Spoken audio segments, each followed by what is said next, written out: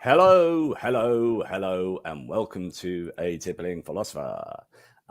This wonderful Sunday afternoon for me, going into evening, is exciting because I am joined by someone with whom I have interacted quite a lot on Facebook and other social media platforms, but this is the first time we've actually, properly met. And this guy has also contributed a forward to a book that I've been involved in by Rebecca Bradley, who I'm co-authoring a book with presently, called The Lateral Truth and Apostates Bible Stories, where she takes Bible stories and then rewrites them in a kind of cynical, satirical way. And so Ben has written the forward to that. So please go out and check that book out.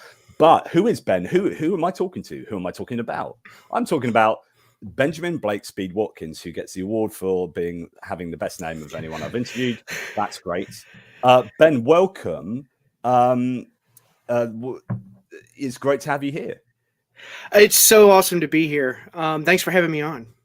Excellent. Well, the thing I like about where this might go is that you do philosophy, I do philosophy, and we get to speak philosophy, and anyone who cares can join in and do a bit of philosophy, and we'll talk about God and not God, which is great. So normally when I get people on and we talk, I often speak to Americans, and Americans seem to have a much greater experience with religion than people in Britain. By and large, British people are fairly apathetic when it comes to religion because it's not really a part of our lives. But America's a very different country. What's your experience with religion, and where have you come from in that respect? Yes. So first off, I think that you're absolutely right in this kind of contrast between Britain and America as far as the religious attitudes. So here in America, religion is kind of everywhere. It's sort of, religion is almost in your face kind of all the time. And my experience with religion was no different. So I grew up in the deep South in America, in a state called South Carolina, in a very conservative Quaker-like tradition. And so what is a Quaker-like tradition? It's an offshoot of the Quakers in the sense that they did not have a established place of worship. So they consider themselves a society of friends. They would go to what we called a meeting, where you would go to people's houses and you would have basically small Bible studies. However, it didn't, because of the almost impersonal or less structured nature of it and more personal nature of it, there wasn't really an established theology that they were drawing. It was just, what everyone was thinking about when they were praying and reading certain parts of their Bible. And so I didn't really know that until, now in hindsight, looking back, just didn't really know that there wasn't this, structured theology that I should be adhering to. And so in my early 20s, after I graduated college, I kind of, asked myself those questions, like, hey, I have a really serious girlfriend who's now my wife, and we now have a child. So at the time in my early 20s, I was thinking, where does religion fit into my life? I had gotten my degree in engineering. I had gotten my first job. I was studying things like personal finance, trying to figure out, how is money going to work, but then also how religion was going to work. And I started to doubt my religious faith because there wasn't that structured theology. And so I just kind of started asking all these questions, and I was like, I don't think I even really have answers for these questions. And so that was when I turned to the philosophy of religion and apologetics. And that was kind of my gateway into philosophy. I had something of a crisis of faith, went to several different churches in the local area, talked with several friends, read a couple books, watched some documentaries.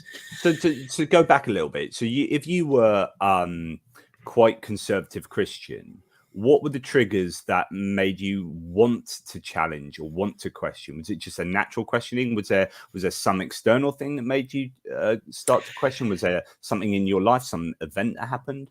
Yeah, so there was a lot of different little questions, but one of the big ones that stood out to me is that my now wife, then girlfriend, we started talking about what having kids would look like and whether or not they would have a religious upbringing. And so I just kind of assumed that I was going to raise my children in this same Quaker tradition.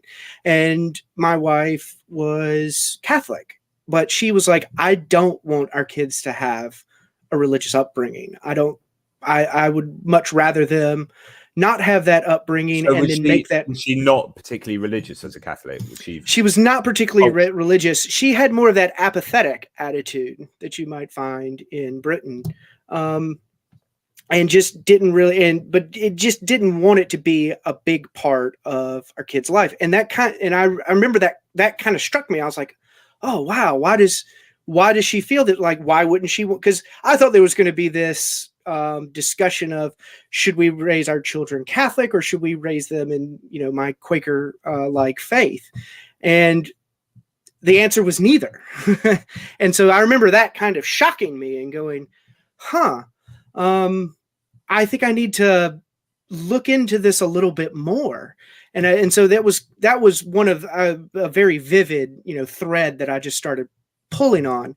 But other things so my brother also came out as gay around this time. It was around my early 20s. And I was struggling with the way in which that faith and even members of my family responded to that. And so I remember thinking, so that was a very politically charged topic in America. That's really interesting because I neglected to talk about, well, who are you, Ben, for those who don't know you, and why are you on here? And you're the host of Real Atheology, which is, and just to let people know, I'll show your YouTube channel here. So Real Atheology, and you've got a great background. So one of my favorite podcasts ever was Reasonable Doubts podcast. And one of the later hosts on there was Justin Sheba. And I think, did Justin start off the Real Atheology podcast? He did. So after Reasonable Doubts came to an end, he wanted to move on to a podcast project. And so we had met in 2016 in person at the Reason Rally. We had interacted quite a bit on social media, but we actually met in person and we just really hit it off, and we've been good friends ever since. And so when he kicked off this podcast project, he asked me, he was like, hey, I want to do this. I want it to be a conversational podcast. Would you like to be a co-host? And so I naturally jumped at the opportunity because I did want to do it. I thought it was a way to take my own philosophical thinking to the next level. And you've got some great big names on here. You've got Quentin Smith there. Counter-apologist is something I'm going to talk about in a second, because that was the link to what you were just saying. But you've got Quentin Smith. You've got Graham Oppie there. You've got Eric Wielenberg, the Kalam cosmological argument being talked about, which is one of my favorite topics. Evan Fales, Wes Morriston, great name in the Kalam sort of debates, so on and so forth. So there's a really great resource there for people to check out, and I suggest that they do that. But so oops, it's just me. We want both of us.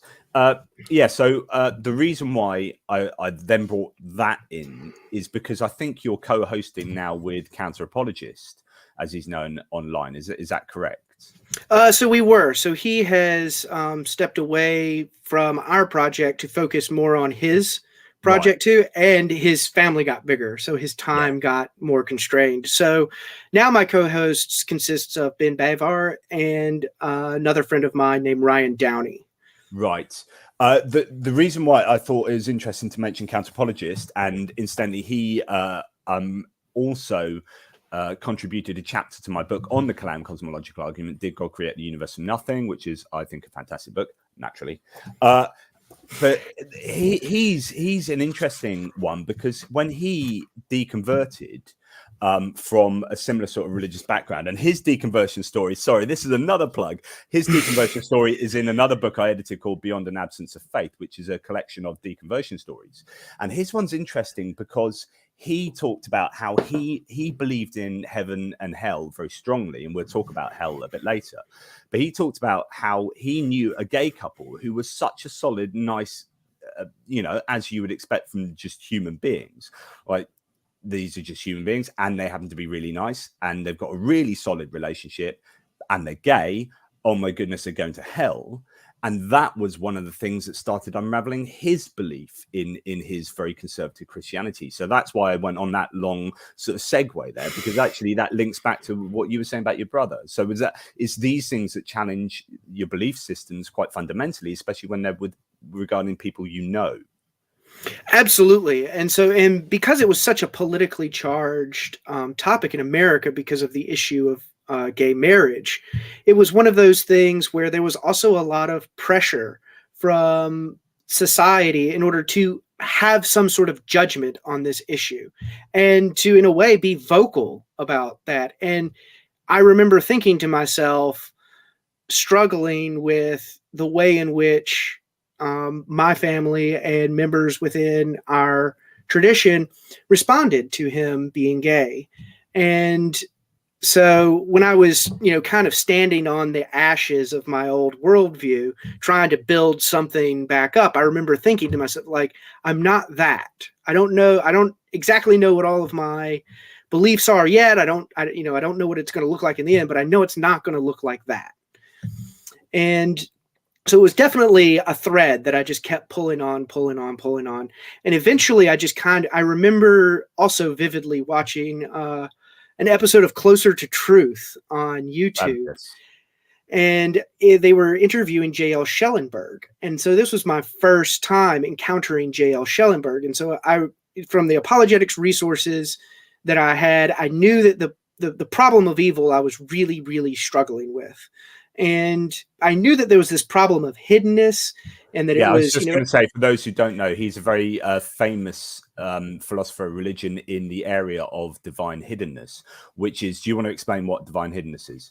Yeah. So I had a superficial understanding of it at the time. I thought it was, God would just be more obvious. And the solution was, well, God doesn't have to be more obvious than what he is. But really what the problem is a tension between the property of perfect love that we would ascribe to God and the notion of non-resistant non-theists, people who are, through no fault of their own, don't believe that God exists, and how that this is in tension with perfect love. If God was perfectly loving and wanted a relationship with us, he would always be open to relationship. But if he was always open to relationship, everyone would believe that God existed unless they were resisting it.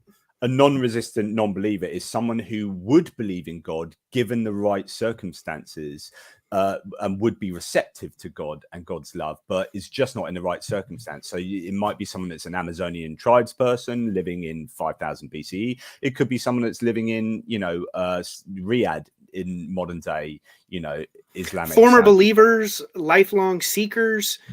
These are all examples of non-resistant non-theists that really seem surprising.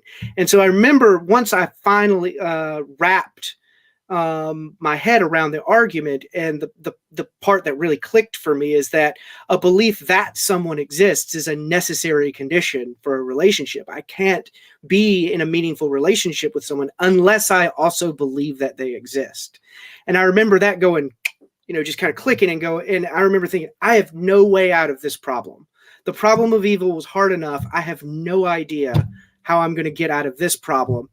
And I remember that just feeling of anguish and just frustration. And sure enough, several weeks later, I remember thinking to myself, I think I'm an atheist. Actually, I'm pretty sure I'm an atheist. Like, I don't think there's a being with these properties. And that's just where I'm at. And it's funny how, like, so often you see, and this works both ways, is that it's psychosocial things. For example, you having a brother who came out as gay, that trigger these much more intellectual pursuits and arguments, but it's often like the moral zeitgeist. So you see people rejecting Christianity now in the figures, and when you look at the data, it's because Christianity doesn't really cohere very well with their understanding of modern morality, which is, hey, I've got loads of gay friends and apparently they're all going to burn in hell and it's all, they're completely evil, so like therefore something's got to give, and that's what people are rejecting Christianity, like according to the data, because of these kind of psychosocial issues. But then we can layer over this the kind of intellectual philosophical arguments that show actually, yeah, that this is a problem, and the divine hiddenness, as you say, is one of those. And I think, had a skeptical strain in me, because I remember always the notion of hell never really sat right with me. But really the thing that stuck out for me was the problem of religious disagreement. So my father owned an automotive repair shop, and so we had a mechanic who was a Muslim, and we loved him to death. And after September 11th, he just disappeared. He just left. He, for whatever reason, he just did not feel comfortable anymore in the area. And so he just left. And I remember that was another, thread that I pulled on, this idea of a religious pluralism, and how do I make all of this fit into one coherent picture? And I was never able to solve that Rubik's Cube, so to speak. It was just, the more and more I fiddled with it, the more and more I, dug into it, the less sense it made. So in that respect, I mean, John Loftus has written a really good book called The Outsider Test for Faith, which is ostensibly a really simple argument to say, if you are going to evaluate your own religious claims, you need to step out your religion and evaluate those claims as if you're not in that religion. And that's the only way you're going to get a fair and sort of effectively neutral evaluation of your own kind of foundations. But it's much more complicated than that, and the book is actually a very, very good book. But one of the bases of the book is that, do you know what? If you're born in Riyadh in Saudi Arabia, you're going to be a Muslim. If you're born here, you're going to be this. If you're born there, you're going to be that. How can you square that with an all-loving God, whose surely the intention is to get as many people as possible coming to love God in a freely loving union? And so we can see how that problem of religious disagreement then shaded into that problem of hiddenness. Yeah. And so when I felt the force from the hiddenness argument, I just remember being like, this is just insolvable. This is just a knot that I will never be able to untie. Yeah, I'd agree. A Gordian knot. This question kind of like pretty much zones in on exactly what we're talking about. How can one and I almost mentioned this earlier, which is when you talked about, having to love a God but not knowing whether that thing exists. How can you even... I understand what love is with my partner and my family and my friends and people I know and can touch and get to know in a real tangible way. How can I expect... I don't know what having a loving relationship with an invisible entity would actually entails. I don't know what it looks like. I don't know. To me, it's just quite incoherent. So expecting to love this thing, and this thing that's created everything, wanting me to love it, which seems very narcissistic. But anyway, as Richard says here, how can one have a relationship with the God of the Bible that only revealed himself to those people living during the biblical times? And that's pretty much what you're saying.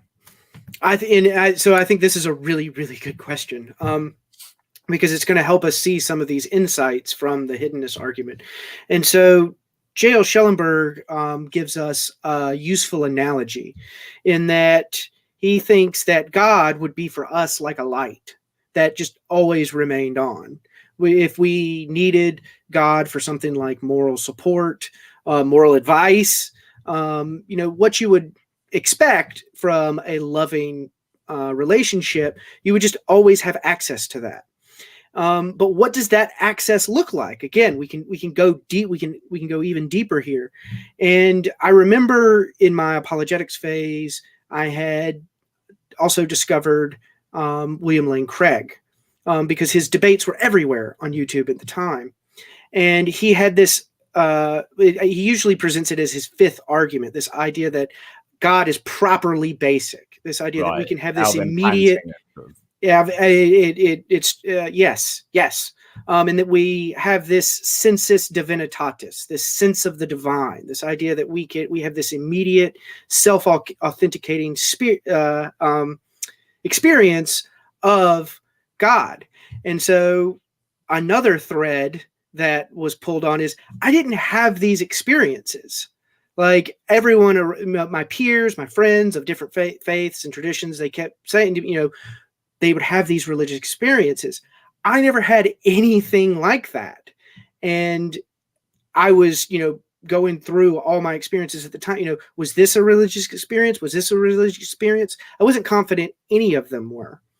And so this question hits the nail on the head, because you go, well, how is it that how exactly am I supposed to be having this relationship with a being that, one, doesn't give me any religious experiences, and two, seems like he's only even really revealed himself to a certain number of historical figures that lived centuries and centuries ago. It just seems like he's kind of stopped doing that.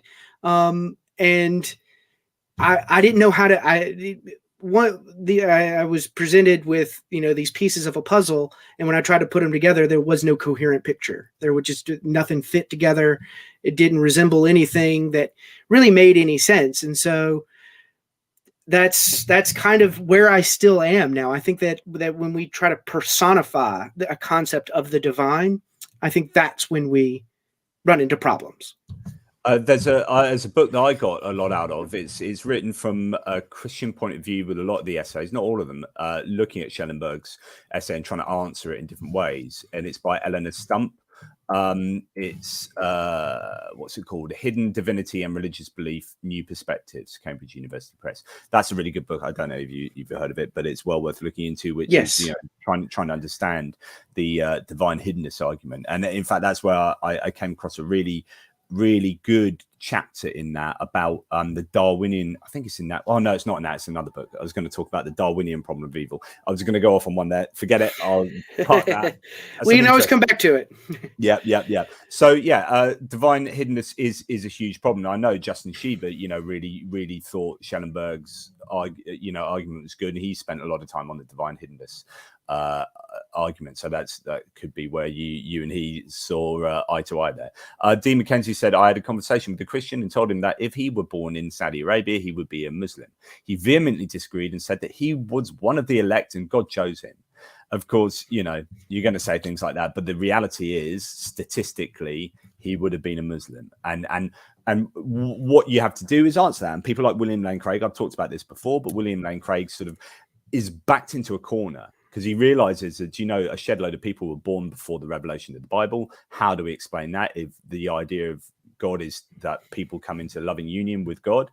He's created the world in such a way that actually most people aren't going to access God, and not through choice of their own.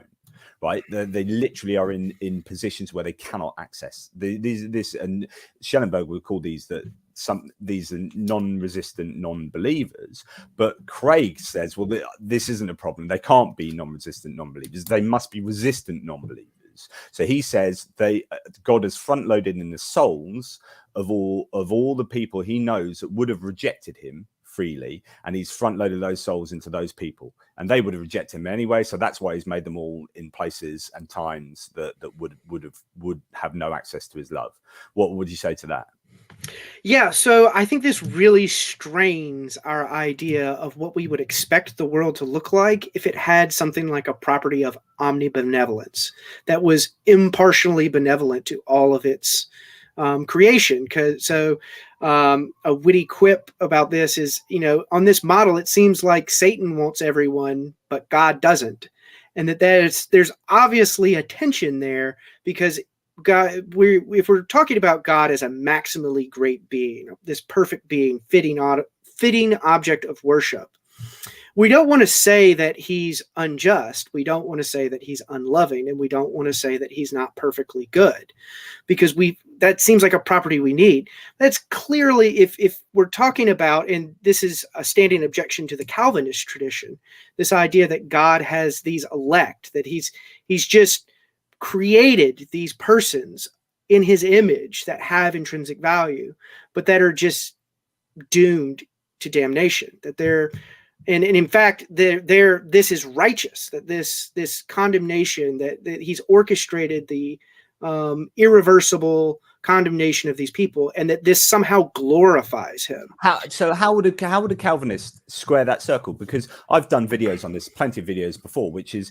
if God has divine foreknowledge and full creative responsibility and sovereignty, right, and knows exactly who's going to reject him, and knows exactly who's going to go to hell, but creates them anyway, then God is creating entities so that they suffer and so that they go to hell. And I just think that's morally abhorrent. How would a Calvinist defend that? So I'll be honest and say that I just don't know. I think it's an insoluble problem. Yeah. That really the only way that I can see them solving it is just denying that God is perfectly good or is omnibenevolent, which is the exact move that I don't think they want to make. And so there's this Calvinist tradition is contrasted with what's often called this Arminian tradition, this idea that people, we have free will. And so you get into the free will defense is, to kind of head off this problem. But the Calvinist tradition just kind of denies that and just says, no, God is entirely sovereign. You don't have any sort of God theologically determines everything in the world. And so you just don't have this kind of free will. Well, I think if there's any chance of getting out of the problem of evil, you've got to have something like a free will defense. And because Calvinism just rules that out, I don't think they have any plausible way out. I agree with Calvinists. I was on a BBC show once about free will, talking about free will, called Big Questions, and I was sat next to. We had a panel of people on, and I'd written a book on against free will, denying free will. My first book, actually, desperately needs rewriting now. I'm a much better writer, and I was sat next to a Calvinist, and we ended up agreeing an awful lot, apart from where he goes with that. But you're absolutely right. So would a Calvinist could rely on skeptical theism, which is there might be a reason that God would do this. We just don't understand why that might be. And the other one you hear quite a lot is, well, God has the right to do that. As if God has the right to create these entities and then do with them what he will. As even if that is morally abhorrent to us. Yeah, that's kind of the bite the bullet of the objection. Is just to say that God just has the moral right to treat people in this way, and it glorifies him. And I think the exact right objection is to just say this is just morally abhorrent. This is unjust. We can recognize this as something. The way in which the world has been created is in itself morally unjust, and that is just entirely incompatible with the idea of a perfectly just being like the God of perfect being theism. Yeah, absolutely, 100% agreement there. Dan E says, what about those other entities who are divinely hidden? Satan, Jesus, Holy Spirit, demons, angels. It's more than just a God who is hidden. And this idea of hidden, I mean, when you first hear divine hiddenness, you think, well, God's been on holiday for 2,000 years. That's a kind of divine hiddenness. Yeah. Although the argument's not that, it's actually far more sort of nuanced and complex than that, as you talked about with Schellenberg. But both elements are valid, which is where has God been? God seems to have been hiding, and so have the angels and demons and Satan and the Holy Spirit. Because when you look at the world now, it looks very much like a world without a God, where humans do pretty horrible things and some nice things. Shit happens, etc., etc. There isn't a God. There seems to be a lot of hiddenness to God. Yeah. So, and I think also, so to go back to the questioner's specific question, why are the demons and angels hidden? That's a good question. Why are they not more obvious? This would be an observation that would discriminate between atheism and theism. If these things were more obvious, we would have better evidence for them.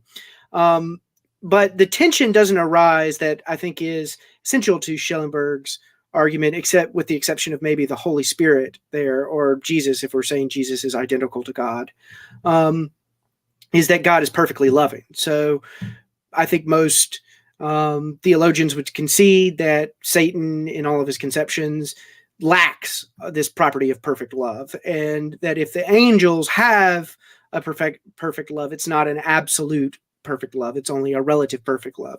But the real problem comes in this absolute notion of perfect love, love personified to its maximal degree in a complete sense, in a way that it's not lacking in any way. That's where the real tension comes in. Well, because I've talked about this in a previous video, which is one of my friends, a theologian, says that God, because I always talk about, and this is Justin Schieber's argument that I remember him using, which is the argument for non-God objects, which is why would God create at all? And my viewers will have heard me say this a lot of times. Why would God create at all if he's perfect, like you're saying, ontologically perfect, has no lacking? So in God world, causally prior to creation, God has no needs, desires, or lacks. So therefore, he wouldn't need to create. He wouldn't be lacking anything. In order that he thinks, oh, do you know what? I need to create because I want this relationship with that, or I want to do that, because he wouldn't have those needs, right? So therefore, my theologian friend would say, well, creation is superfluous. There's a superfluity of love, that God is overflowing with love, has so much love that this then morphs into a creative impetus and motivation to create. And then you're like, well, if there's so much love, and the idea is I want to bestow love upon my creations, then why is there malaria? Why is there a pandemic? Why are 240,000 people dying in a tsunami? This doesn't look like perfect love. What do you mean perfect love? If you have to go through, or some people, not everyone, some people have to go through abject horror in their lives, and then they're not even access that perfect love. So yeah, I think this is a great place to shade into the what I've called the argument from imperfection. And so the guiding intuition behind this argument is that a perfect being wouldn't create anything less than a perfect world. Yeah. And so by analogy, a perfect craftsman wouldn't build anything less than a perfect craft, and that this is a logical point. And so what I want to say about the argument from imperfection is that we start from the fact that there, like you pointed out, there is evil, suffering, and sin in the world. And often horrendous particular evils in which people lose themselves entirely. And that this is logically incompatible with the world's being a best possible world. Because best possible worlds feature morally mature souls where things go impartially best. And some souls are not morally mature. There's suffering, evil, and sin in the world. So things do not go impartially best in the actual world. And so therefore we can conclude our world is not a best possible world. But God's omnipotence and moral perfection imply that our world is a best possible world. So again, we can conclude our world was not created by a perfect being. So we arrive at the conclusion that perfect being theism is false. And so go ahead. Well, I was going to say this is broadly building on what is the opening premises of the argument from non-God objects. This is really interesting. So this is taking the idea that, as you say, God, if he's a perfect creator, wouldn't create imperfect things. This is an imperfect thing, therefore God is not omni, or God doesn't exist. So this is the natural chain and progression of asking questions. So we might, with the argument from non-God objects, ask, why would God create at all? Why would he want to create something that is something separate and distinct from himself? And we might, so you might concede, okay, God would create. We don't have to, we can press this point with the argument from non-God objects. But even if we concede that, we still have this other problem, the argument from imperfection. Why is the world not a subset of the best possible worlds that were within the range of an omnipotent being to create, who was also morally perfect? So the comeback that the Christian could present here, and in fact, I've heard this and I've argued against it, but I'd be interested to see what you say, which is that, okay, so this isn't the best possible world right now, but this is a journey towards a best possible world. It's not about evaluating this creation in the here and now or in the past, but it's about where it's going. And there will be, if it's not perfect now, it's a perfect creation in where it's going. What would you say to that?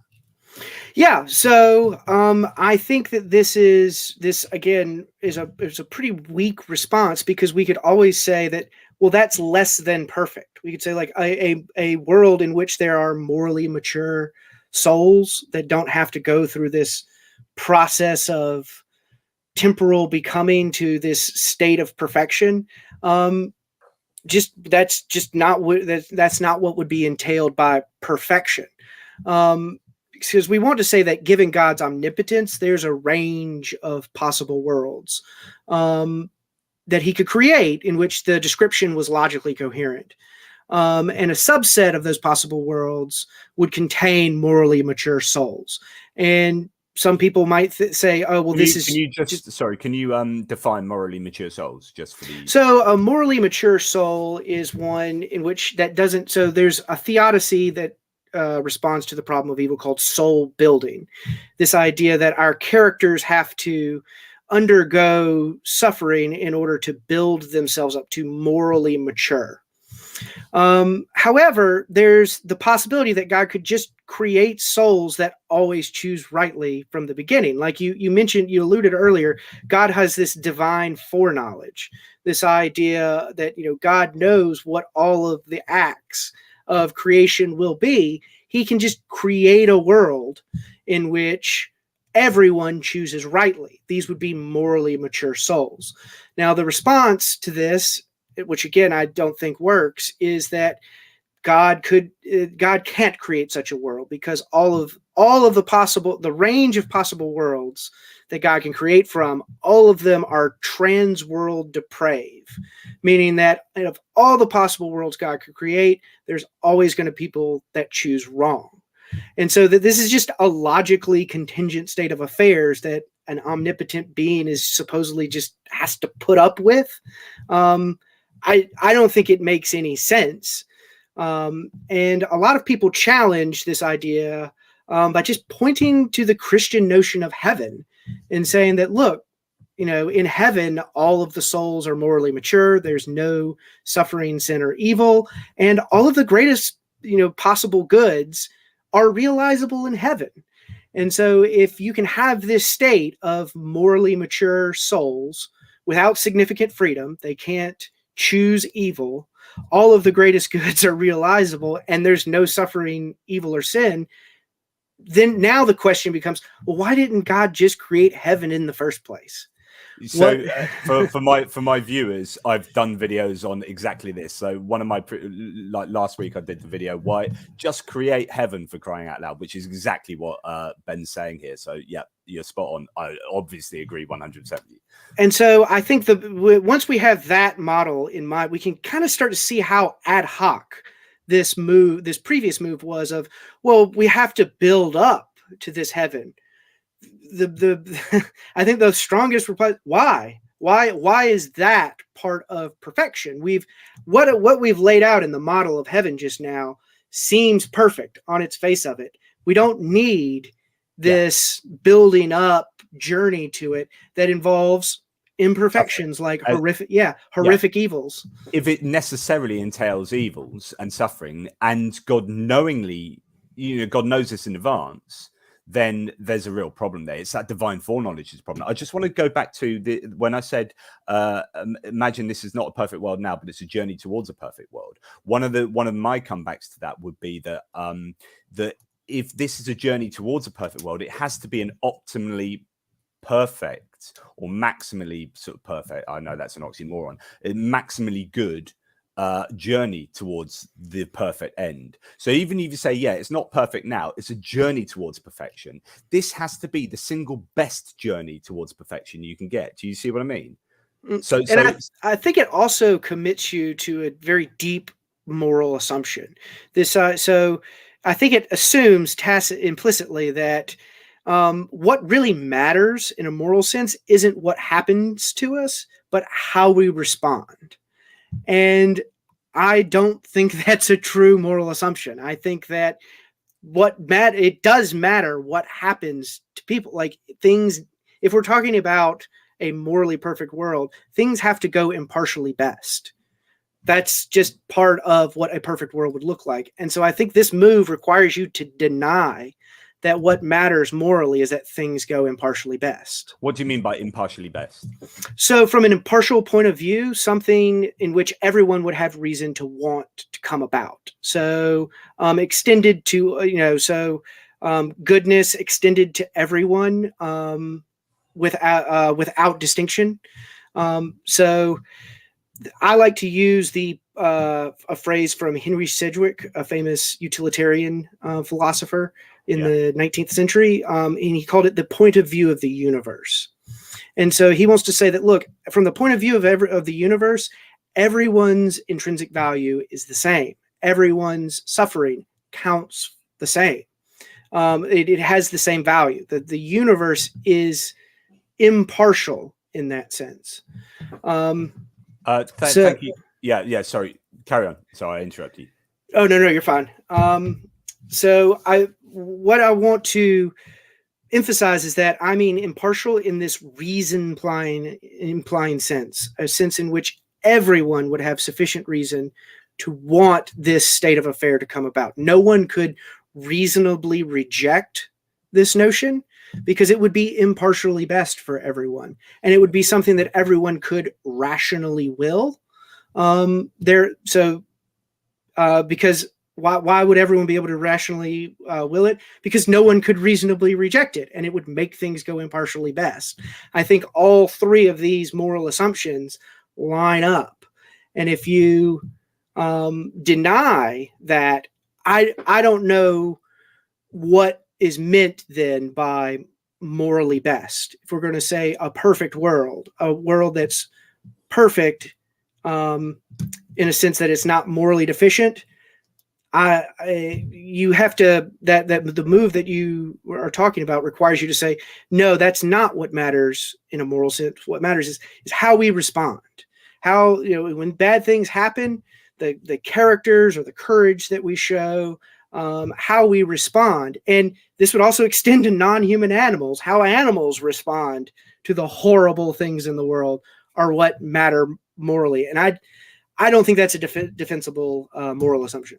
I knew we'd get onto the Darwinian problem of evil. Anyway, before I do that, Vaguely Agnostic, $6.66. Thank you so much, Vaguely Agnostic. Such a great supporter.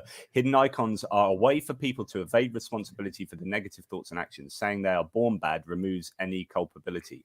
Or that's getting onto a free will debate right there. But the point I would take from this is that if God knows, it's all back to the divine foreknowledge. The divine foreknowledge proposition is the most damaging for any kind of coherent theism, in my opinion. So if God knows everything that's going to come to pass, then why do anything? Like, why? I talked about this in the previous video, which is if you're a teacher and you are giving a test to your pupils, right? And you know 100% what they already know, then why are you giving them a test? The test tells you nothing because you already know what the answer, the end results are to the test. So divine foreknowledge renders it rather pointless that God does anything because he knows everything that's going to come to pass. So therefore, if there is pain and suffering involved in making people do this test, so if I took those children or those pupils into the classroom and said, right, I'm going to make you sit this test. Right, I've got 100 kids. I'm going to make you sit this test. I already know all what you already know about this test. So there's no point in me making you sit this test because as far as I'm concerned. But by the way, during this test, like 74 of you are going to get electrocuted. 16 of you will die. X, Y, and Z. There's all this kind of suffering that will happen as a result of you doing this test. And I knew the answers anyway, and I knew how many of you would die and how many of you wouldn't die. And what's the point of the test? What's going on? What do you So I think this points to another related aspect of what I've been calling the argument from imperfection. And there's an ontological question here of, if we're going to concede that that the world is imperfect in some sense, that it contains imperfections like evils. Where do they come from? How do they get their existence? So prior to creation, we have a perfect being. There's no evil in God at all. But then God creates, and there's evil. So where does that evil come from? Now, you might be tempted to say, oh, well, it comes from us. Our choices are what create the evil. But we're made in God's image, and God's image doesn't have any evil in it. So where is our evil coming from if we're made in his image? And probably one of the most historically popular responses to this is that evil is a privation of good, that evil doesn't actually have any ontological existence in the world. It's actually just a privation of, and so anything that has form, substance, and being, anything that exists is good. And if it seems evil to us, Neoplatonic sort of Plotinus, I think, was talking about this as a philosopher way back when. But yes, sorry, I interrupted you. Yeah. It's a privation. We could add something to, we just add more substance, form, and being to it. We would realize that it's good.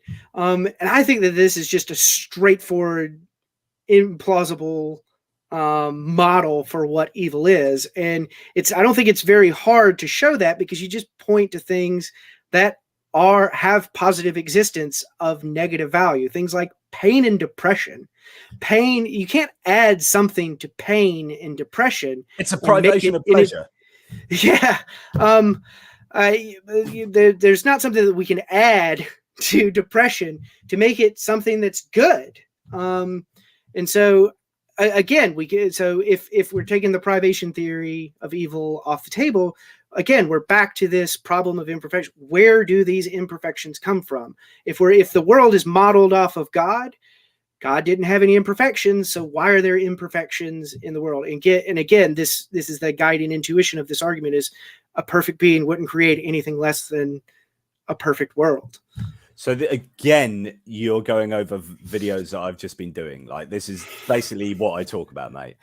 So I talk about the analogy of a CEO of a car company. I do two analogies. One is, I'll start with the lab scientist, right? You've got a scientist who kind of ex nihilo or whatever, creates sentient life forms in the lab, right? This scientist designs and creates these sentient life forms, but knows 100% infallibly that these sentient life forms are going to break out the lab and go and rape and murder in the local town. Some of them will do nice things, but most of them will do horrible things, right? So this scientist knowingly designs and creates these sentient life forms, and they go and do this. Now, what would the police do? Now, surely the police would come to and knock on the door and say, you are responsible for creating these things. You created them knowing that they would go and do these things, and you created them in such a way that they would do these things. Therefore, you are ultimately responsible for them doing these things. And the other analogy I use is a CEO and designer of a car company. Imagine you, Ben, are a designer, a car designer and CEO, right? So you own this company, you design the cars, right? You're going to design these cars, and you know 100% that 70% of the cars that you design and sell, will crash and cause pain and suffering and death, right? But you sell those cars anyway.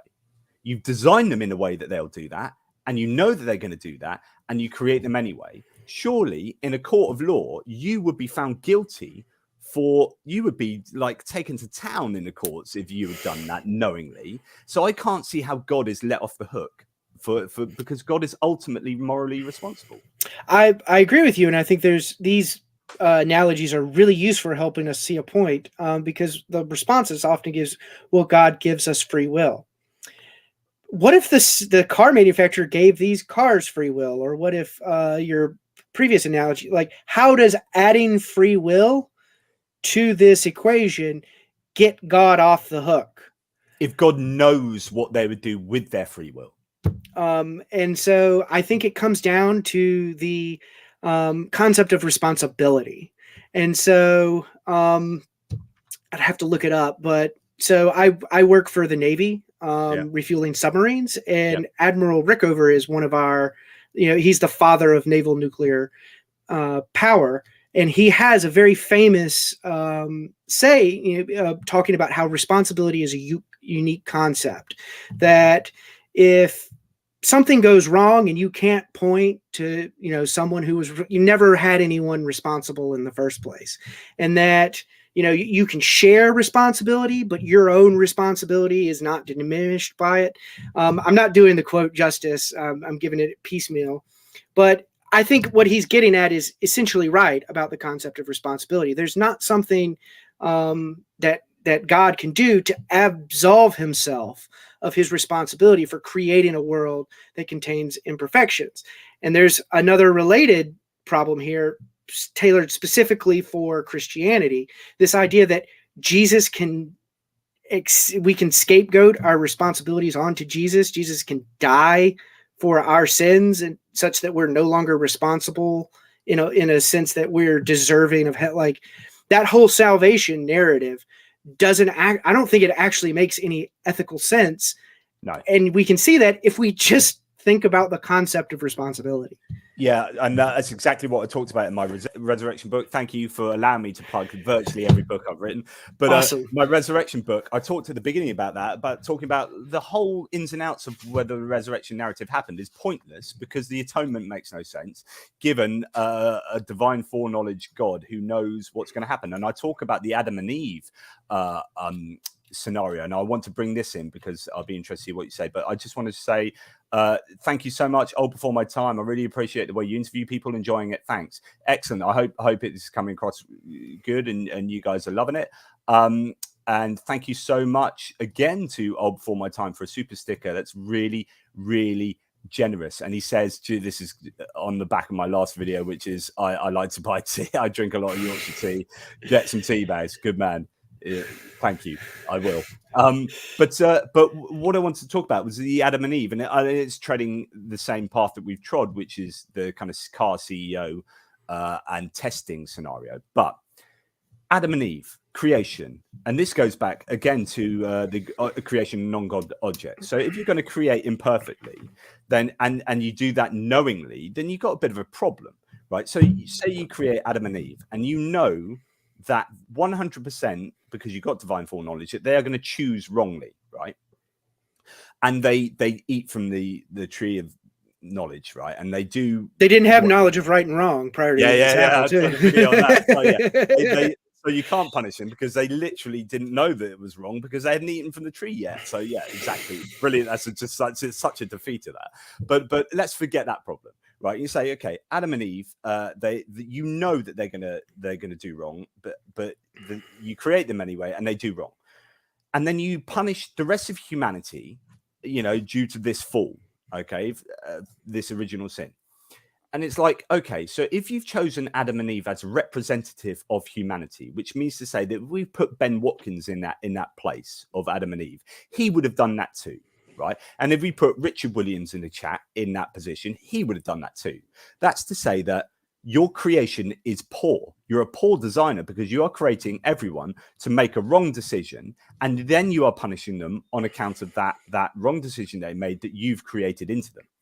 Or the other horn of the dilemma is that Adam and Eve are not representative of humanity, which is to say that Ben Watkins wouldn't have chosen wrongly and Richard Williams wouldn't have chosen wrongly, which is to say that we're all getting punished on account of what Adam and Eve have done, but we wouldn't have made that same mistake.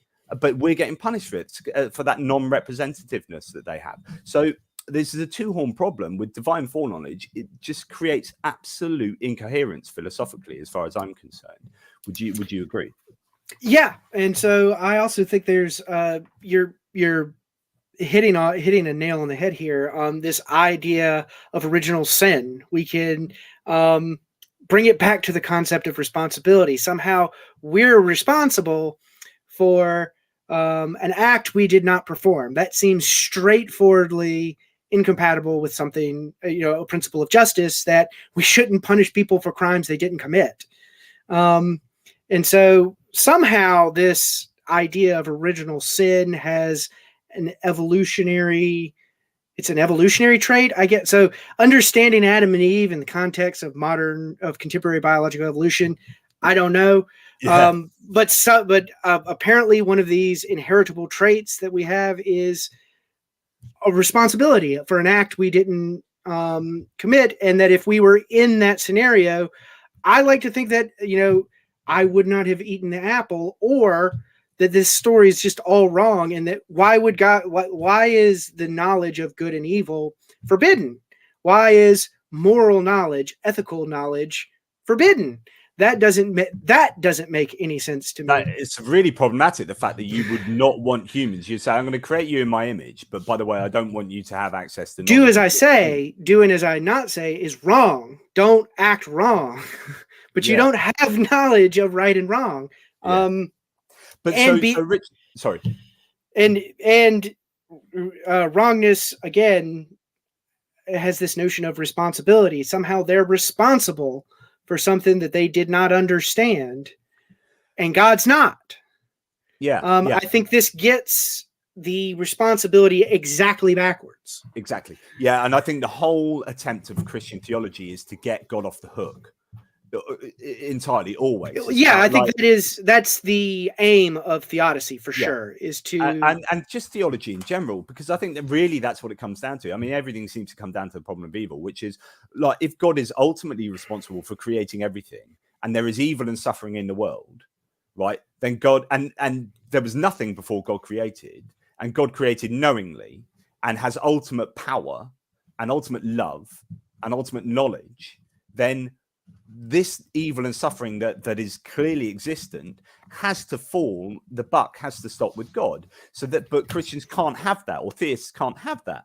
So they say, right, instead of God being responsible, it has to be something else. What else could it be? And you look around, and it has to be humans. So somehow we have to become the locus of responsibility for suffering and evil, and that is the game that Christians, for example, are playing. But when Richard Williams talks about the Adam and Eve being just a story, of course, yes, it is just a story. But when, say, Catholic theology and original sin is based on this just a story, it becomes more than a story. That's a very obvious objection. Why did Jesus have to die then? Like, what was, like, did he sacrifice himself on Calvary for just a story? Yep, thank you, Richard. I agree with you there. I'm spot on with my observations. Thank you for all these comments. So just I just want to see if there's any other comments worth just going on before we get on to talking about hell, if you're all right with that. Yes, because the problem of imperfections can shade now into the problem of hell, because that seems like a pretty big imperfection of the world. So Dustin Ellaby, thank you. He's always a good supporter. It all goes back to omniscience and omnipotence. This world would be determined due to being on the list of possible worlds. God's bringing it into being by default makes it determined.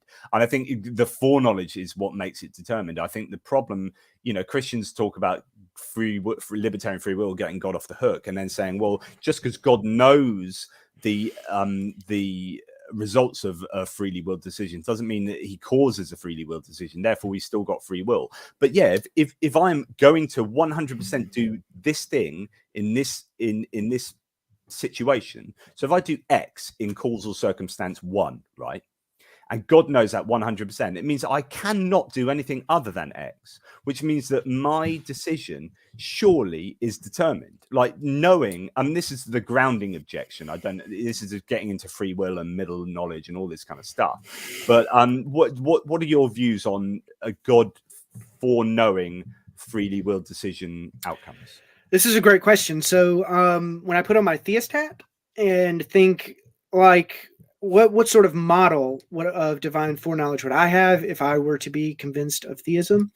And I've, like my views on hell, I find myself in a very minority camp in what's called open theism. And so the idea behind open theism is that God just doesn't have foreknowledge of future free actions and that it would be logically impossible for him to know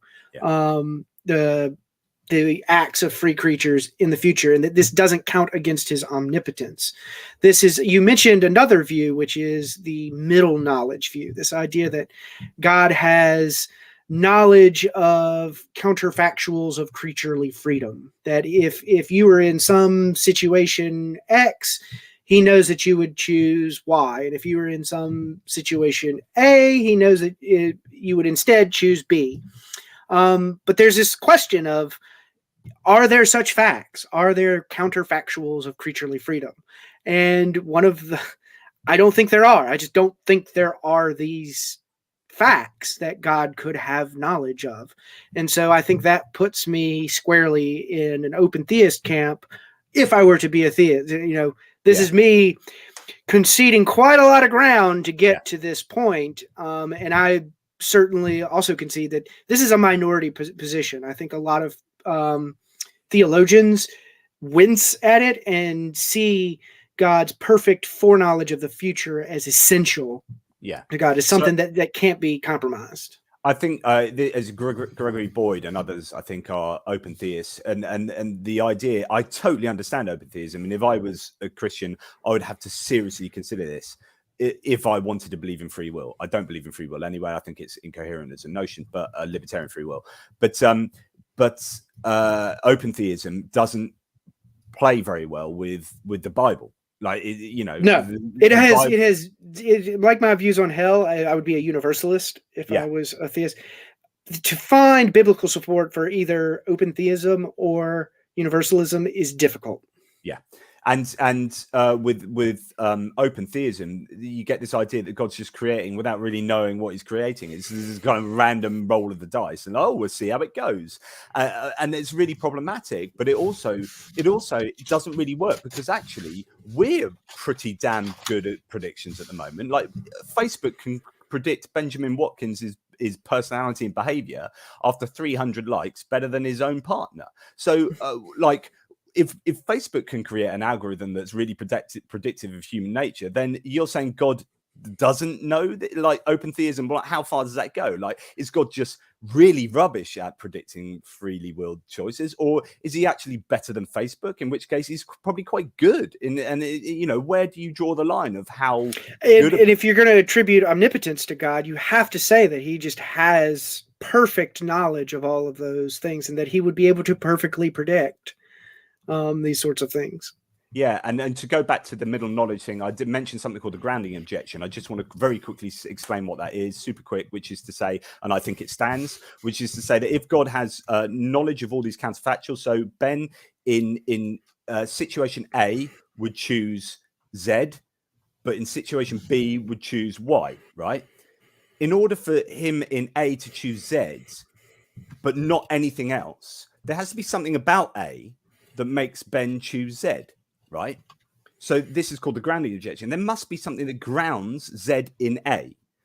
Otherwise, it's either random and then Ben's just randomly doing stuff, or something about A causes Z. And therefore, like, just for God to know this and know these counterfactuals, they have to be grounded in something, and therefore you get causal determinism. And I think that objection holds. It gets all quite complicated, but anyway, I don't know. We'll go on to speaking about hell unless you have something to say about that. Oh no, I think that was a great synopsis of the grounding objection. Cool. Just before we get on to hell, well, in fact, to segue into hell, vaguely agnostic, thank you so much again. This is enables me to do this, so it really, really is important. So thank you for your super chats and all your support. Really, really important. Call me a cynic, but I think the idea of hell was to get people to give up 10% of their income. There's probably an awful lot of motivated reasoning for getting for a lot of theology.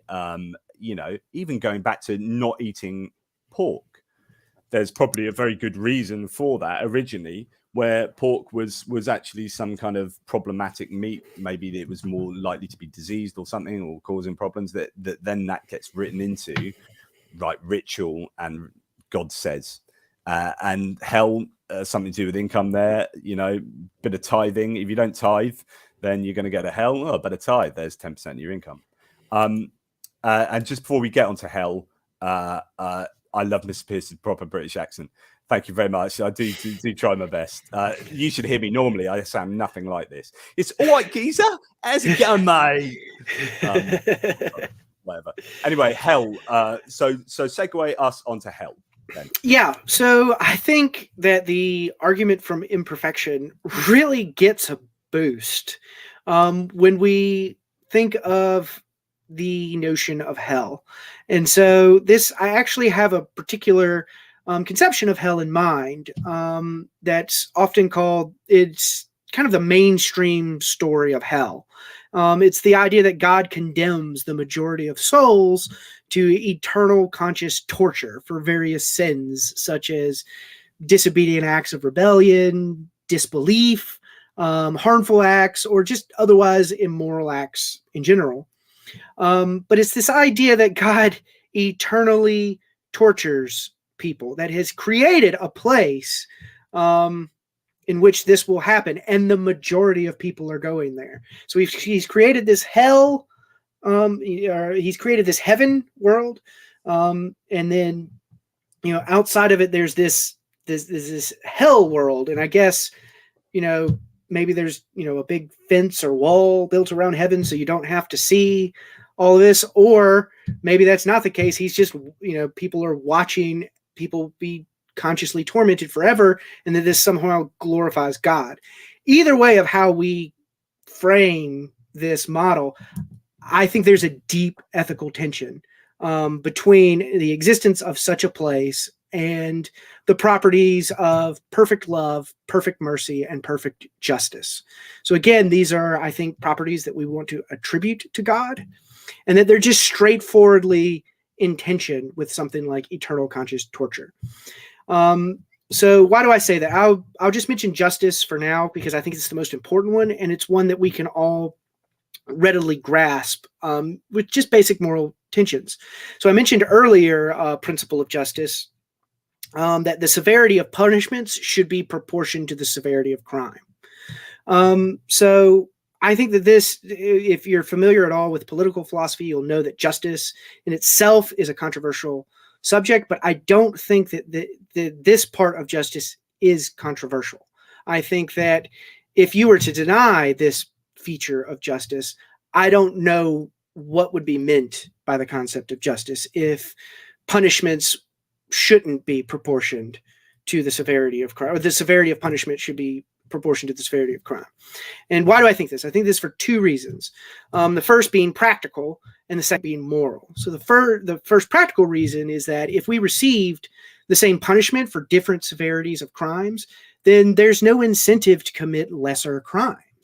If all sins are punishable by eternal torture, and given our decision to sin, it would be rational to act in the most wicked ways possible. For example, if the punishment for stealing and murder are the same, then it would be rational to murder any witness of my theft. And so that's one reason why this idea of eternal conscious torment doesn't make any practical sense. I don't also think it doesn't make any moral sense because we recognize that it's morally unjust in itself for the severity of a punishment to exceed the severity of a crime. So breaking a hungry beggar on the wheel for stealing a loaf of bread is unjust because the severity of that punishment far exceeds the severity of the crime, and it's wrong just for that reason. Infinite torture is always an excessive punishment given in any sin we could possibly commit, because the severity of infinite torture is always infinitely worse than the severity of any of our acts.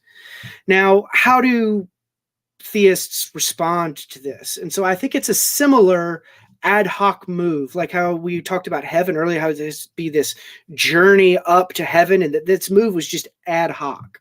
I think another ad hoc move happens here too. This idea that, well, our sins, since they're against an infinite being, are deserving of infinite punishment. The disvalue of such thing is of infinite disvalue. So if I were to harm an insect, that would be less bad than if I harmed an infant, which would be less bad than if I harmed, the president. And so the idea is, harming God is just the worst thing we could do. But again, I think this is ad hoc because we're talking about a perfect being. We can't harm a perfect being. Like and this is even more difficult for someone who's within like the classical theist tradition, who holds to like a doctrine of divine simplicity that says God is impassible. We can't affect God at all. Well, if we can't affect God at all, we can't harm him. That's And so I think that's another pointless. Yeah, I think there's this, and in some sense theodicy is always going to be kind of ad hoc, because you're going to have to appeal to additional assumptions to save it from refutation. But I think this move is super ad hoc, because I think it's just obvious that we can't harm an infinite being, and I just don't think that a perfectly merciful being would be offended by any of our finite acts such that he would torture us forever. And especially if you're talking about divine foreknowledge. So if he creates us knowing that we're going to do that, it's very difficult to be offended when it happens. Like, I'm creating you, and I know 100%, and you're just this little speck of insignificant humanity. Like when you're looking at the whole of the universe, just one little person there going, "Screw you, God!" Like that you've created. You're like, really? Does that offend me like that much? Like, nah. So yeah, I get that. But if I was a Christian. The problem is that heaven and hell are really underdefined in Christian theology, because they don't really feature in the Bible. They're kind of made up things that really have happened since the Bible through the Renaissance, or at least developed hugely since then. But if I was to, the problem is what you are saying is that there's a digital, like 0 and 1. There's either or. There's a digital reward or punishment. Binary. It's a very binary. Yeah, binary. Yeah, that's a word I was looking for. So it's a binary result from a spectrum of behaviors, right? So you've got the whole spectrum of behaviors, and these funnel into only two options. So if I was a Christian, I'd say, well, could there not be a version of hell that is graduated and a version of heaven that is graduated? What would you say to that? Well, so I would go back to those 2 points about justice that I just mentioned. I would say, like, look, when you have this binary model, what are the implications of that binary model? Well, you have the practical implications is that that range of behaviors just kind of collapses. If things aren't proportioned to the kind of crimes, all of these crimes have the same. Yeah, but I'm saying that what if they are apportioned? So what if you're saying? So say I'm 57% bad, right? And then I'm sorry, I misunderstood your question. I go to hell, and there's a graduated version of hell where I get the 7% into hell. Like, just so say 50% is your cutoff. But I'm being arbitrary, right? And I'm 57% bad, so I get like a 7%, or no, because it would be 14%, because that now becomes 100%. But you get my point, where that 57% rates to a certain version of hell, and my punishment isn't the same as someone who's 99% bad. Gotcha.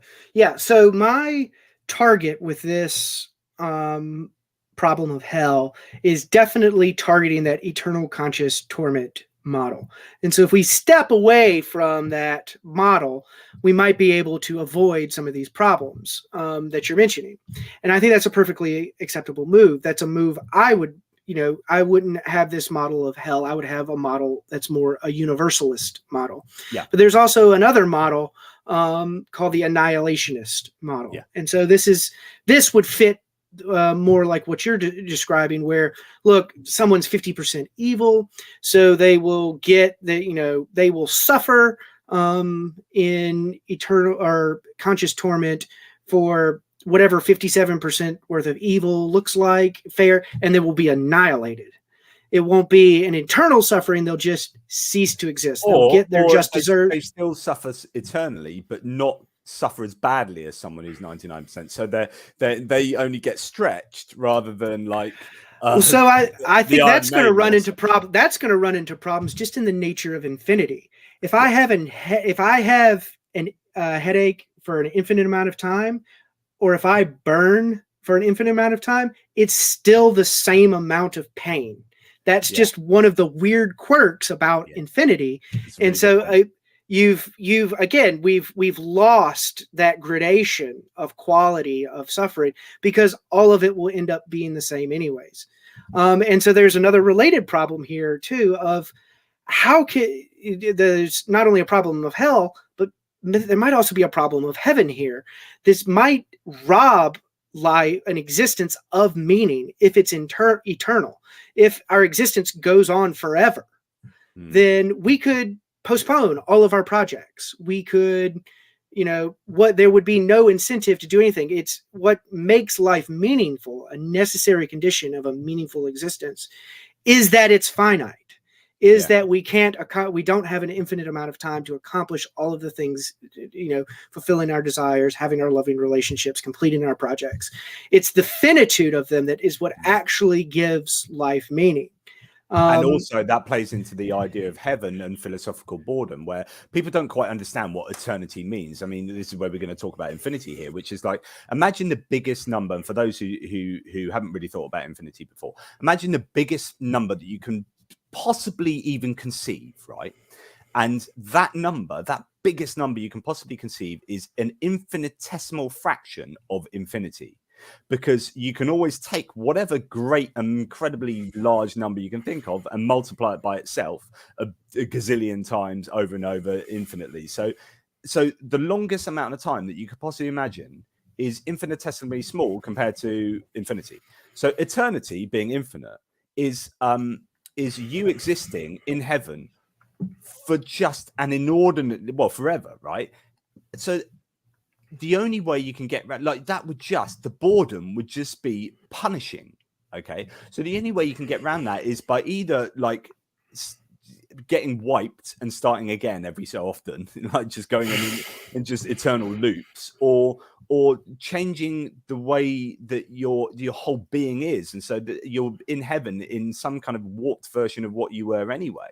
That bears little resemblance to the thing that was rewarded that got you to heaven. So there's so many problems with eternity, heaven and hell. Anyway, so I'm going off on one. Carry on. So I think that's reflecting on infinity is one of the things I like about the philosophy of religion is it touches on so many just interesting philosophical areas.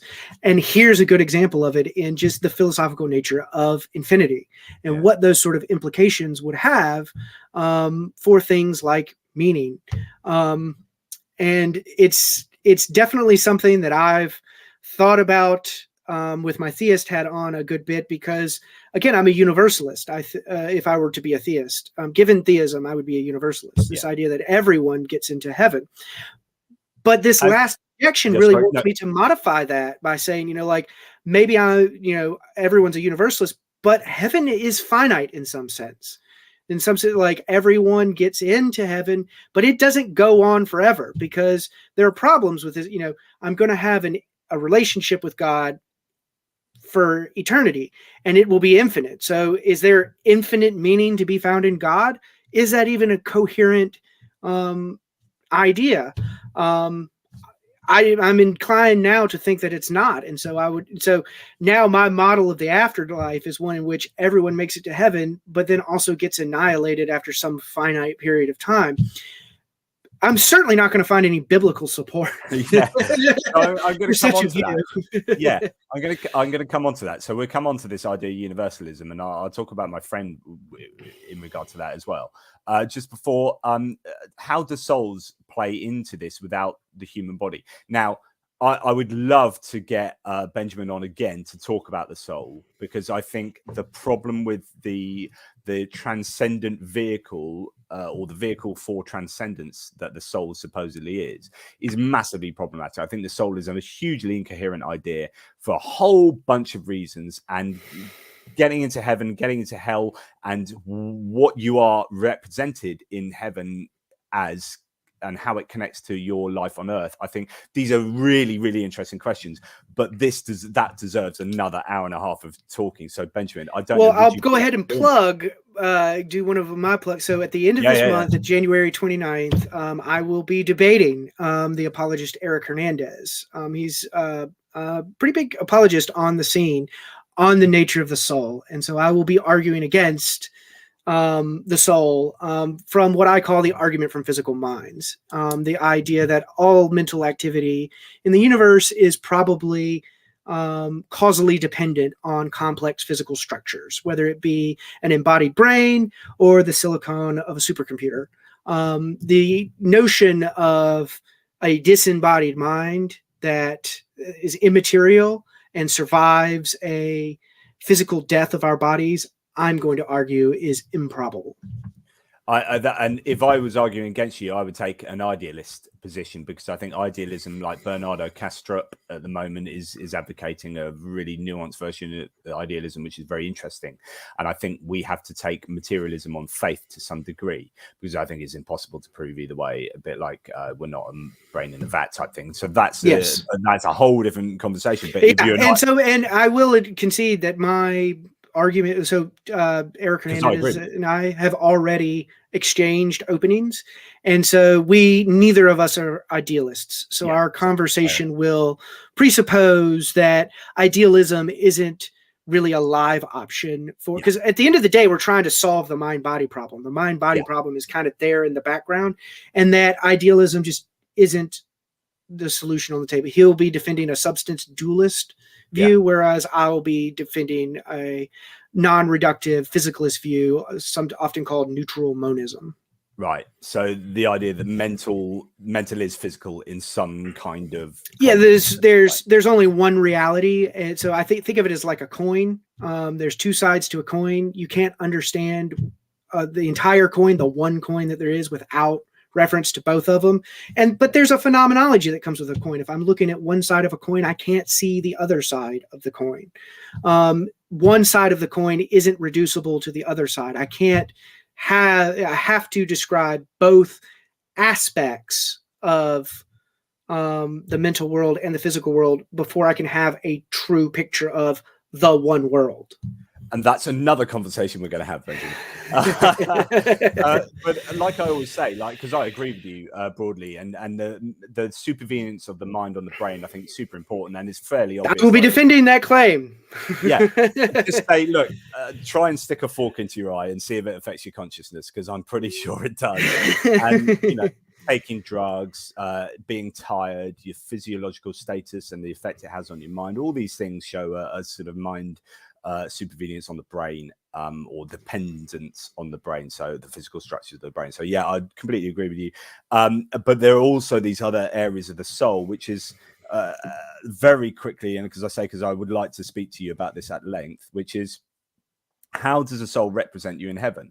So if you're evil for 99.9% of your life, and the last week of your life you're horribly good, you're wonderfully good, do you get to heaven? Like if you repent at the end of your life and you've been Hitler for that part of your life, do you get to heaven? Or if you've been wonderfully good for 99.9% of your life, but then murder people in the last week of your life, become truly horrible, how does that work? And then what if you've got dementia at the end of your life? Is it that mind, of that dementia-ridden mind, that goes to heaven? Is it, and all these things, what connects you? How is it? Is it like an amalgam, an average of you over your life? Is it a perfect version of you? Well, then that's not really you, etc., etc., etc.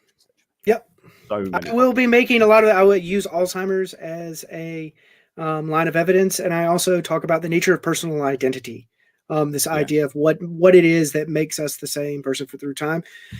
So one of my favorite topics there, which is I deny the continuous I. So I think there's a new iteration of me in each passing moment in time. I take so I'm a non-reductionist in the philosophy of mind. However, I'm a reductionist about personal identity. I think that it's a strong psychological connectedness through time. That's what makes us the same entities through time. Yeah. So excellent. Well, we'll have to talk about this. So anyway.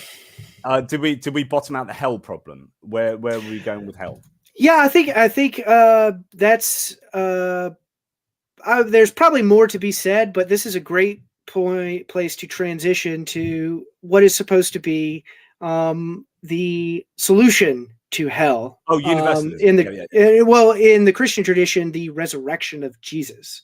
Yeah. So the notion of a miracle, and whether or not we should believe that a miracle has actually occurred. And you recently debated Jonathan McClatchy on it was unbelievable. Yeah, it was unbelievable. Couldn't remember if it's that or Capturing Christianity. I've seen so many episodes. But it was on Unbelievable. And it was really kind of just unpacking what is often attributed to Hume, this idea that extraordinary claims require extraordinary evidence. That phrase comes from Carl Sagan. But I think that the idea that evidence belief should be proportioned to evidence really gets its bite from David Hume. But then again, theists like to just try to bash on David Hume, thinking that solves. But I think you even mentioned that in your discussion. You're like, we can talk about miracles without ever mentioning David Hume's name. Yeah, and I wanted, because I knew he would go down and there are atheist critics of David Hume who, like Ehrman, I think it is, who've tried to pick the rational kind of basis, and it's like, no, this is a personal epistemological maxim, which is, for me, a claim that is out of the ordinary for me requires evidence that is out of the ordinary for me to believe it. We all agree on that, and actually everyone would agree with that. So what is it that makes something out of the ordinary for me but not out of the ordinary for you, that requires less evidence for you and more for me because it's so out of the ordinary? So it's what we're bringing to the table, and I wanted that debate to be about what are we bringing to the table, and why is my evaluation of the Bible as a source so different from your evaluation. I really liked a lot of your pushbacks too.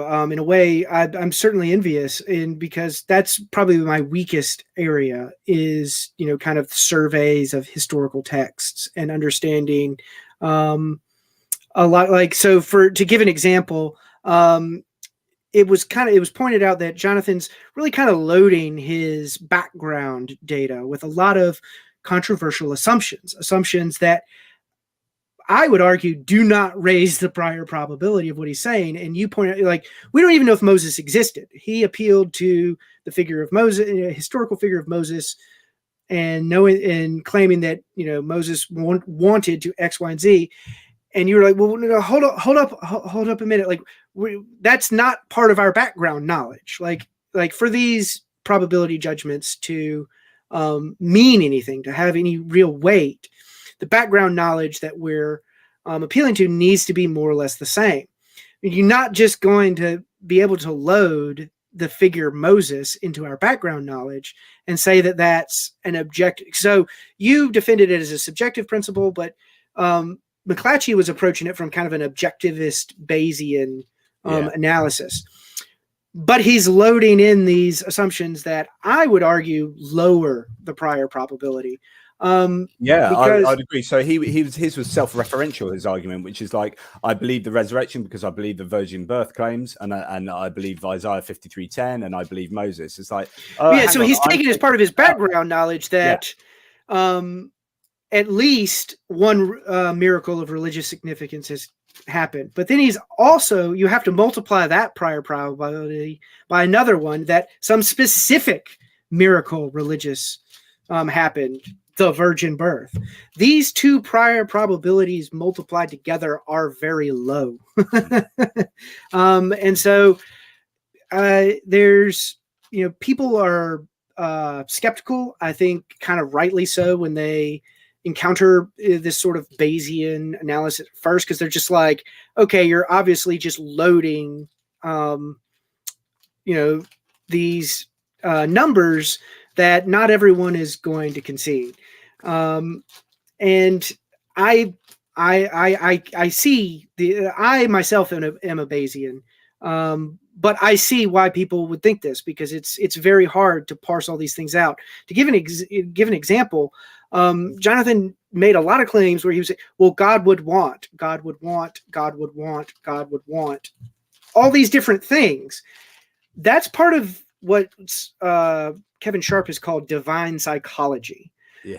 That's not actually any part of natural theology. We don't actually know what God wants. So you must be appealing to something like revelation when he makes those sorts of assumptions. So I just wouldn't even concede any of those as part of our background knowledge. And you did a really good job of pushing him on a lot of these things, especially having to do with assumptions. He was like, okay, well, look, this only appears in Matthew, and these are contradictory parts here. This coherence, not only is it less modest and should be counting against the prior probability to begin with, But there's a coherence problem here too. That also counts against the prior probability. Yeah. And it's taking the Bible as a whole. It's not just taking one aspect of the Bible and then using another aspect of it to prove that aspect and using another one. You're building up this frame. I mean, that's the whole problem, right? So I really wanted to get, what are we bringing to the table? Like, why, you're bringing the whole Bible as, I think there are loads of assumptions that he was bringing to the table that were thoroughly problematic. But there you go. Well, and to come back to the Bayesian analysis of it. So it was also one of his moves. He wanted the prior probability of a miracle is not as low as what we would think it is. Why is that his strategy? And I think that's because that's what he's trying to get out of Bayes. But that's not the only the prior probability of a miracle, of a specific religious miracle happening, such as Jesus' resurrection, is not the only variable. One of the other variables is the probability that it didn't happen, or that we would have the evidence that we do have, given that a miracle did not occur in background data. And you've made the point, this is a feature of that argument which the theist could try to make low by ruling out. That's what we would do in like a scientific experiment. So I'm a nuclear engineer. I use the example of, the spontaneous decay, and look at what it was taking to try to confirm such an observation. It was, they're in tanks with all kinds of monitors, and it happens over a long period of time. And, there's a lot of people observing it to try to, because you're ruling out the ways in which this could be false. And that's not what Jonathan McClatchy is doing in his analysis, or at least I don't think he is. He's just written an essay on the spontaneous decay thing in response to another atheist who has challenged him on that as a result of the debate. So it might be worth checking him out on that, because I think there's this argument about nuclear decay and stuff. Yeah, and so I think if we were to believe that a miracle had actually occurred, what we would want is for the falsehood of that testimony to be more miraculous than the event which is being described. Which is what Hume would say, which is straightforwardly from Hume here. And so I think that our investigation of a miracle is going to look much more like a controlled science experiment than it is like a survey of historical documents. So I think I remember him appealing to Greg Keener about his book on miracles. And it's just, that doesn't look like a controlled science experiment. And it was not very hard for you to kind of poke holes and say, look, a lot of these miracles, it's just not even real. Like, they couldn't even find the person that they said, had made such and such claim. But they're all things that look like they'd happen that do happen naturally anyway. All of these things are naturalistic. And McClatchy kind of backed off of it a little bit and he was like, yeah, but I think at least some of them are credible. Yeah. And I was like, so many that at least some of them are true. I was like, well, you're not going to be able to just load that again. That's a low prior. You're assuming that a religious miracle has occurred and that a specific religious miracle had occurred. This is going to have a low prior probability. And you're not ruling out all the ways in which this could be false. So I think that his numbers in his Bayesian calculus are just inflated. And they're only going to be convincing or plausible to someone who already accepts certain features of the Christian narrative as true. Things like divine psychology. God would want to communicate signs to us via miracles. Again, that's not a datum. and yes, the divine psychology point is particularly pertinent, because everyone, it's great that skeptical theism is like, we just can't know the mind of God. We don't know the mind of God. And then in the next sentence, they're like, God would have wanted this, and God definitely. But he wouldn't lie to us. He would not systematically deceive us. And I'm like, but that's not skeptical theism rules out that assumption.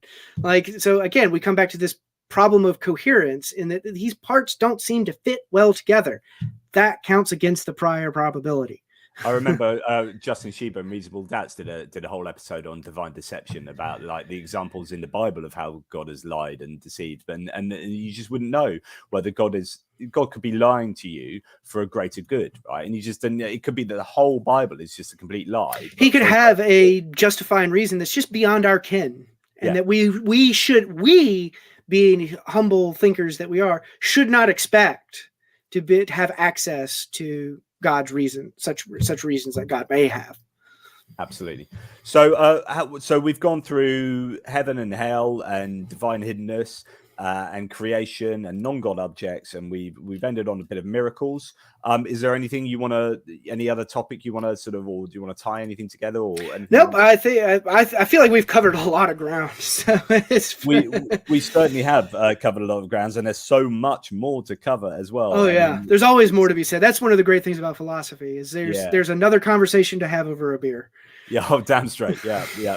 And so I've got a book coming out, again, another plug. Hey, I've got a book coming out soon. I just sent it to you today, actually. It'd be interesting to see you read it over, because it's a popular philosophy of religion book, 30 Arguments Against the Existence of God, Divine Design, Heaven, Hell, and Satan. And it's basically all the arguments we're talking about today written in the book. It's literally like everything we've mentioned today is in the book, but in a way that I haven't read it, by the way. I wasn't primed for this. Yeah. So it's really cool that it ties in so well. But hopefully, it's all these sort of arguments, which is what floats my boat. I really love thinking about this stuff, and the whole omni-God, the whole triadic God that's omniscient, omnipotent, and omnibenevolence is so fundamentally problematic that the Bible can't even get off.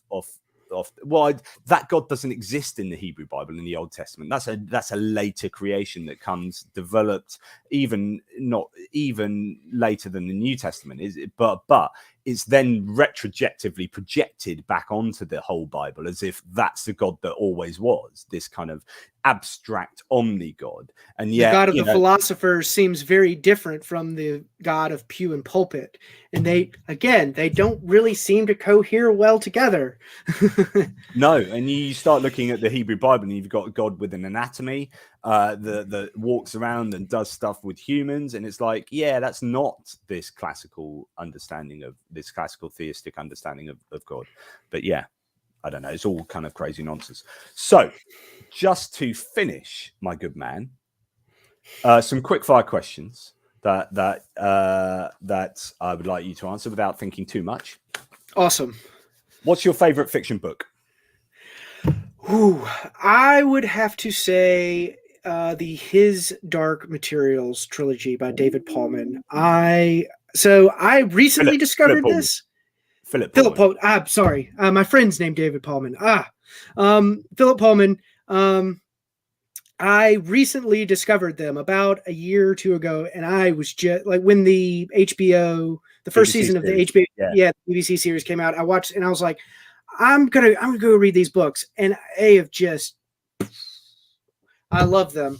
And if before that, I would have said the Lord of the Rings. Yeah, which is interesting. Lord of the Rings loaded with Christian motifs, and yes, he was a member of the Inklings with C.S. Lewis, where they used to get. And I'm called a tippling philosopher, but that comes from our group, the tippling philosophers, who go down the pub, meet, and talk. And we actually base ourselves on the Inklings, which is like, we love the idea of sitting around, awesome, smoking a pipe and like talking bollocks and philosophy. And so that's what we do. But actually, Lord of the Rings, which I love Lord of the Rings, but it is, he was a Christian, Tolkien. Oh yeah, and it's everywhere. The imagery is all over it, and especially it's much more overt in C.S. Lewis. Yes, yeah. But yet on the other hand, His Dark Materials is overtly atheistic, where Philip Pullman's an outspoken atheist, and they're the bad guys of the magisterium, who are basically the Catholic Church. The church, yeah. But so okay, but thanks for that. Favorite non-fiction book. Favorite nonfiction book will be Derek Parfit's On What Matters. So it has 3 volumes. It's a book of moral philosophy. And so my philosophy journey has consisted kind of four questions. Does God exist? How does mind fit into the universe? What is evidence? And then the last one is, does anything really matter? Mattering is such a cool subject. Yeah, does anything. And so I found Derek Parfit's book On What Matters through Thomas Nagel, reading some Thomas. And when I read it, this might be the closest I got to a religious experience. Like, things just started. It was so clear. I had all these different questions. Everything, all of a sudden, things were being tied together. And I loved it. And so could you read just the last one, or do you need to read all three? You don't need to. So that's the beauty of this, is that you can read any of them in any order. And all of the volumes have tiny synopsises of each section. Brilliant. In it. So you can, it's already one of the most accessible books that I've ever read, because you can read exactly what you want to read and nothing more. Brilliant. Love it. I'm going to get that. Thank you. I love this. Favorite film? Favorite film, Star Wars: The Empire Strikes Back. Oh, it's a classic. It's a classic. I remember watching it for the first time when I was in 6th grade, and I knew kind of some of the tropes, but I was like, this is incredible. And let's face it, like the snow scenes and the Hoth is just like iconic. Yeah, I know that one's a little cheesy. So the philosophically oriented one that I would say is Memento. So Nolan. It's been a long time. Yeah, I think it's just a masterpiece. Really? I should watch that now. It's one of those films that I watched without being philosophically astute. And now, having had this journey, it'd be interesting to go back. I sometimes think about certain films that would have spoke such a different narrative to me and said so many different things to me had I been the person I am now. It's wonderful. Brilliant. Thanks for that. Band that you haven't seen live that you'd love to see live. If you've got any super chats, audience, or anything you want to get it in now. And thanks for your support. But yeah, band you haven't seen live, you'd like to see live, and they could be dead. Band that I haven't seen live that I would like to see live, I would have to go with Slipknot. So I've heard that their live show, and so I guess I'm not being entirely honest. I went to an Ozfest in like 2005, 2006, and they were on an adjacent stage. So I was watching, I think it was Chevelle at the time, because I really jealous. And I remember like going, man, I really want to, at some point I need to see Slipknot live, and really take in the whole show. Another one, I've always been a really big Prince fan, and I really hate that I never got to go to a Prince concert. So different ends of the spectrum there. Very different. Very different. My music taste is wildly varied. Fantastic. Last Supper. So if you were going to go to hell for eternity, we never really quite bottomed out universalism, but yeah. What would be your Last Supper? What would be the one meal you'd love to have? The one meal that I would love to have is going to sound very, very country and American, is chicken and dumplings. I love chicken and dumplings more than I probably should. It's probably not healthy I absolutely love chicken and dumplings. And if you were stuck in a bunker for an apocalypse, a month-long apocalypse, you're not allowed to have your family, 3 people you can take with you into that bunker, who would it be? Derek Parfit would have been one of them nice. To talk. It's probably all going to be philosophers, so that I could. That's what I say. My answer. Talk about it. Yeah, talk about. I would probably say Thomas Nagel, Derek Parfit, and Hegel. Right. Oh my goodness. So I fashion myself as something of a Hegelian these days. I'm not sure how I ended up in the Hegel camp. I'm terrified that now that I'm here. He's so complicated that it's so complicated. I won't BS you. It was really about a whole year of just decoding his awful way of writing. He's a terrible, awful writer. I'll quickly admit that. And what's more infuriating is it's deliberate.